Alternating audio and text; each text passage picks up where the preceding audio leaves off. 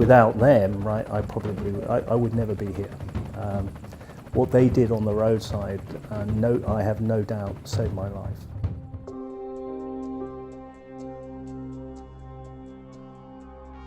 Two of my friends and myself decided we'd go on a short cycle ride, about 25 miles through the Hampshire countryside.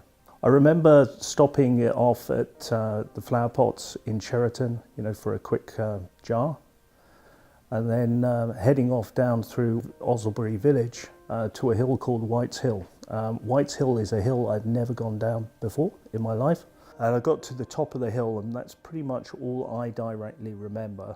On White's Hill there's a very steep bit. It's about a 20-degree gradient and a right-handed bend. And I remember suddenly realising that Tim, who was maybe 20 metres or 30 metres in front of me, had slipped off the tarmac onto the gravel at the side. And I just remember seeing his bike going out of control. And then I just remember him stopping dead and flying sideways into the middle of the road. Later I realised he'd smashed into a telegraph pole. So Chris called 999. Well, I went to sort of see what could be done with Tim, who's lying prone, face down in the road and making some pretty unpleasant noises because he was struggling to breathe. I can tell you it was incredibly reassuring when we heard the air ambulance circling, and when we then saw the doctor running up the road with his kit. Knowing that you have a full trauma doctor on site was incredibly reassuring. I haven't really thought about what it would have meant if they weren't there, but clearly the care that Tim received within a few minutes, within 20 minutes or so of the accident, was the same as if he'd been in A&E. And could easily have saved his life. It was, he could have died there and then. I'd broken my neck, I'd broken my back as well, which is why I was immobilised for the 3 days.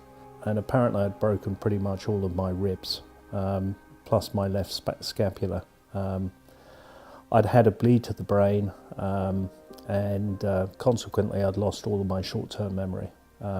For several days, and my wife will probably say several weeks thereafter. So I was determined to get out of the bed, and I remember on the third day I kind of got myself on the side of the bed, got on my feet, and just collapsed. Just couldn't go anywhere.